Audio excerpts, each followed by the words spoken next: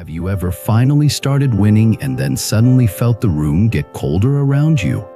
And have you ever noticed that when your money and love improve at the same time, some people celebrate you loudly while secretly hoping you fall quietly?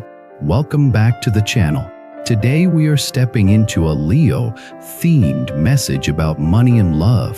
The kind of reading that says your luck is so big it kindles jealousy. But we are not going to treat this like superstition. We are going to treat it like a mirror for human nature. The first idea is this: when your life expands, it exposes what is unresolved in you and what is unresolved in others. The second idea is this: karma is not only what happens to you. Karma is how you respond when abundance appears, when attention increases, when people shift, when love tests your boundaries, and when success invites both support and sabotage. If you stay awake, you can turn a lucky season into a lasting destiny. If you fall asleep, you can turn a lucky season into a new kind of suffering. Let me tell you a story about a Leo named Kai. Kai did not call himself a Leo out loud very often. He kept it as a private joke, like a small confidence tucked into a pocket. But people around him could feel the Leo energy in him anyway. Not the stereotype of loudness, but the deeper Leo qualities. Pride that wants dignity, a heart that wants to be seen, a drive that wants to create something real. For years, Kai had lived in a cycle that felt almost insulting. He worked hard, stayed loyal, stayed patient, and still felt like life was moving forward for everyone else. Friends would talk about promotions, relationships, travel, investments, and Kai would smile and clap while feeling a quiet ache. He told himself he was fine. He told himself his time would come. He told himself comparison was childish. And yet, at night, he would stare at the ceiling and wonder what was wrong with him. Nothing was wrong with him, but he was stuck in a pattern. The pattern was not only about money, it was about permission. Kai had never fully given himself permission to take space. He was the reliable one, the helpful one, the one who kept peace. He was often the person who made other people look good, and part of him believed that if he kept doing that, life would eventually reward him. That belief is common, and it can be noble, but it can also be naive if it turns into self-erasure. Then something changed. It started with money, but not in the way people imagine.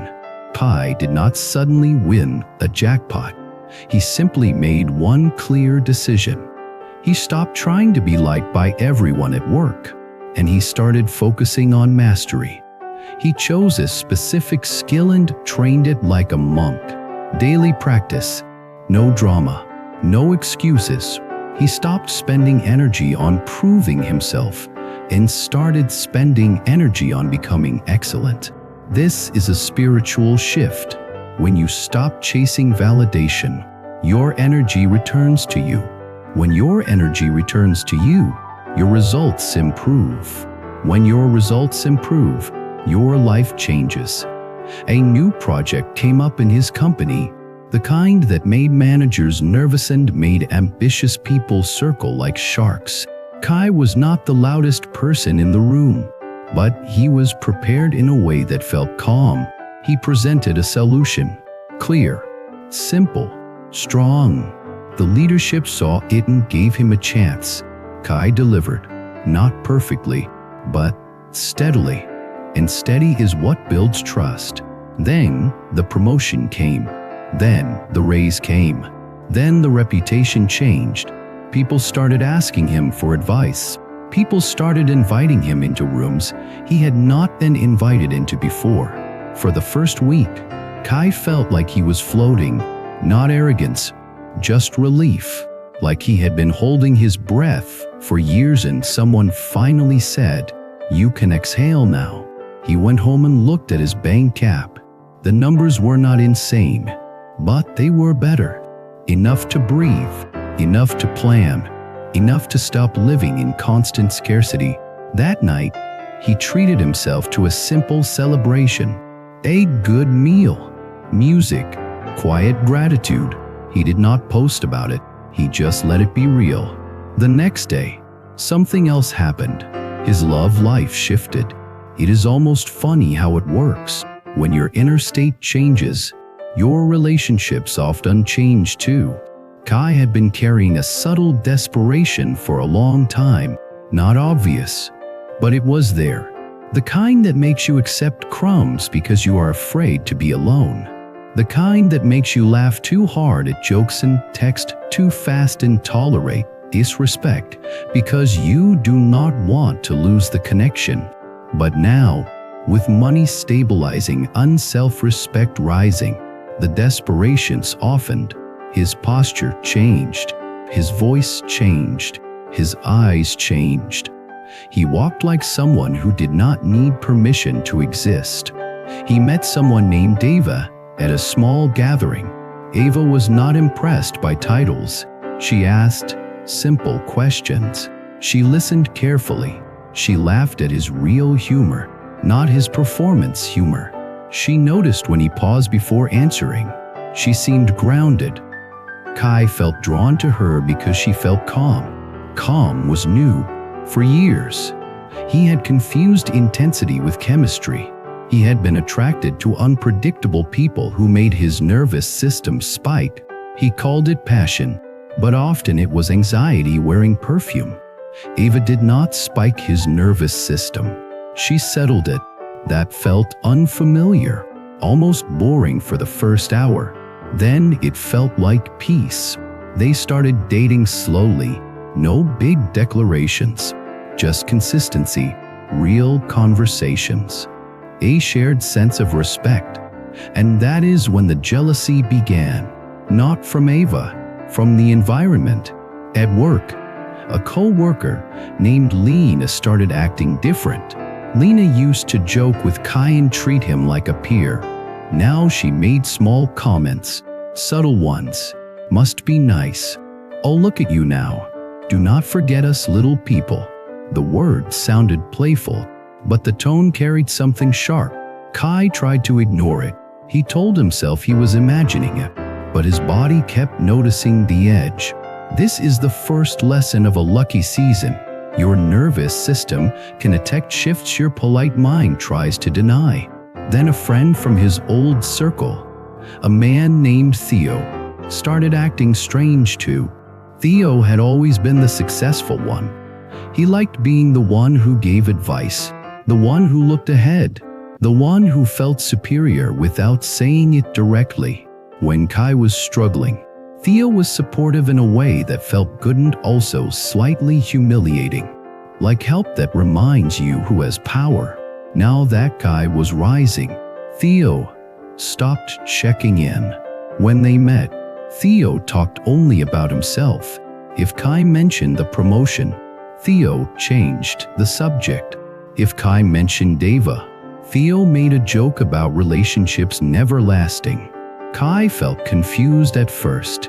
Then the truth became obvious.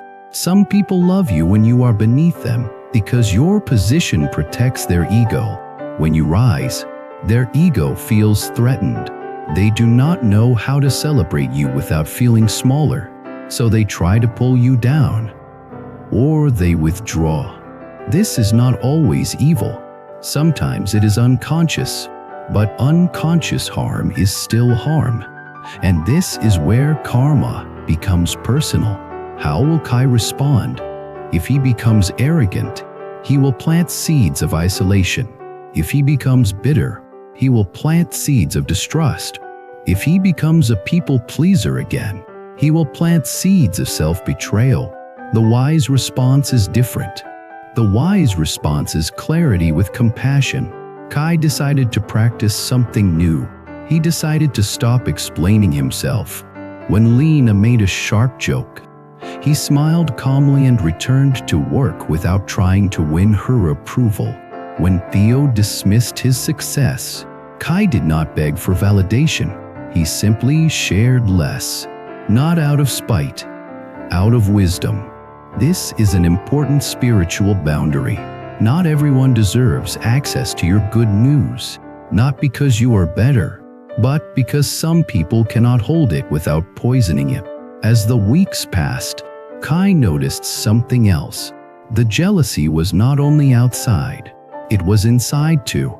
He started feeling proud, but the pride sometimes turned into fear. Fear of losing it, fear of going back to scarcity, fear of being exposed as not good enough, fear that Ava would leave if she saw his old insecurity. He caught himself wanting to control everything. He wanted to track every dollar. He wanted to plan every conversation. He wanted to monitor Ava mood and adjust himself to keep her happy. Control is a sneaky form of fear. So Kai returned to practice. He began meditating in a simple way. 5 minutes in the morning. Sit, breathe, notice. When thoughts arise, name them: fear thought, control thought, old scarcity story. Then return to breath. This is the spiritual medicine for a lucky season. When good things happen, the mind can become just as unstable as when bad things happen. Because the mind does not trust impermanence. It says, if it is good now, it might be bad later. So it starts rehearsing loss. That rehearsal steals your joy. Buddhist wisdom would call this attachment. Attachment to outcomes, attachment to identity, attachment to being seen as successful, attachment to being loved in a specific way. Attachment creates suffering, even in abundance. So Kai practiced non-attachment, not as coldness, but as freedom. He reminded himself, I will do my best, but I will not worship the result. I will love with care, but I will not cling. I will enjoy my progress, but I will not use it to crush others or to fear others. That inner vow changed his energy. Now let me bring in a scene that shows how jealousy can appear in love too. Because the message about money and love is not separate. They interact. One evening, Kai and Ava attended a dinner with some of her friends. They were kind on the surface, but Kai noticed one friend, Serena, watching him with a measuring look. Serena asked a lot of questions. What do you do exactly?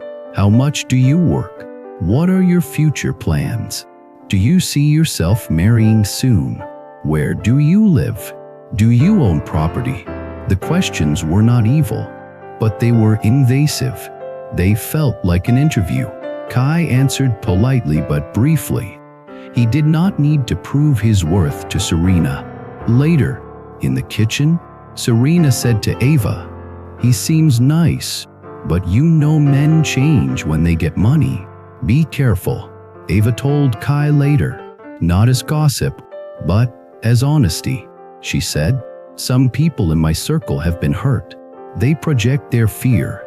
I do not want you to feel judged. Kai felt anger rise, not at Ava, but at the injustice of being prejudged. He also felt a deeper fear. What if Ava believes them someday? This is where wisdom matters again. If he reacts defensively, he will confirm the narrative. If he stays silent and resentful, the resentment will leak later. The middle way is honest calm. He told Ava, I understand people have fear. I will not punish them for their pain, but I also will not live under suspicion. I want a relationship where we trust each other and speak directly if concerns arise. Ava nodded. She said, yes, that is what I want to. That conversation strengthened the relationship because it was real. It was not performance. It was not pretending jealousy does not exist. It was acknowledging it without letting it rule them. That is love as practice. Now, the money side of the story kept evolving. Kai started receiving more attention at work. Some attention was supportive. Some was opportunistic. A colleague asked him for help with a project but did not credit him. Another person tried to take his ideas in meetings. A manager praised him publicly but gave him extra work privately without extra pay. This is another lesson of a lucky season. When people see you can carry weight, some will try to place more weight on you. You must learn the difference between growth and exploitation. Kai practiced boundaries again. He documented his contributions. He asked for clarity. He said no when necessary. He did it calmly. He did not become rude. He did not become soft. He became firm. Firmness with kindness is a spiritual skill. It is compassion with wisdom. And this is where the phrase about luck kindling jealousy becomes deeper. Luck is not only a gift. Luck is a test. It tests whether you stay humble. It tests whether you stay generous. It tests whether you stay awake. It tests whether you become addicted to applause. Because applause is another kind of wealth, and it can corrupt. Kai noticed a temptation. When people praised him, he felt high. When people ignored him, he felt low. He realized his mood was becoming dependent on external reaction. That is dangerous, because then jealousy and criticism can control you. If your self-worth rises and falls with others, you are easy to manipulate. So he practiced something simple. He started measuring himself by effort and integrity, not by reaction. Did I act with honesty today? Did I act with respect today? Did I do my work carefully today? Did I treat people fairly today? Did I protect my health today? Did I avoid creating harm today? Those questions became his compass. That is karma management, not controlling fate, controlling intention. Now let me tell you what happened when Kai finally faced Theo. It was a Sunday afternoon. Theo invited Kai for coffee, suddenly friendly again. Kai had a feeling, when someone returns only after you rise, it is worth noticing. During the conversation, Theo made a comment. He said, "It is funny. You got lucky at the right time. Some people just fall upward." Kai smiled gently. He could have attacked. He could have listed his hard work.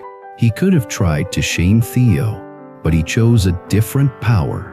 He said, "I did work hard, and I am grateful it paid off. I also hope you are doing well." Theo looked unsettled. He wanted a fight or a performance. He did not get either. Then Theo asked about Ava in a dismissive tone. Kai realized Theo was trying to poke at the relationship too. Kai took a breath and said something clean. "I value our friendship, but I also notice you struggle to be happy for me. I am not angry, but I am not available for subtle put-downs. If we can be respectful and real, I am here. If not, I will keep my distance." Theo stared. He was quiet for a long moment. Then he laughed awkwardly and said Kai was being sensitive. Kai did not argue. He simply repeated calmly, "I am being clear." That was the end of the old dynamic. Kai did not need Theo approval. He did not need to punish Theo. He simply refused the pattern. This is how you break karma. You stop repeating what you used to tolerate. Over the next months, Kai's life stabilized in a new way. Money improved. He saved and invested carefully. Love deepened. He and Ava learned each other triggers and practiced repair when misunderstandings happened. He built a smaller circle of friends who genuinely celebrated him. He also learned to celebrate others without comparison. That last part is key. The best protection from jealousy is not only avoiding jealous people, it is purifying your own heart. Because jealousy is contagious. If you carry it, you will attract it. If you release it, you will notice it faster and you will not feed it. So how do you release it? You practice gratitude without arrogance. You practice generosity without self-sacrifice. You practice boundaries without hatred. You practice humility without shrinking. You practice compassion without naivety. You practice steady effort without obsession. That is the real Leo path.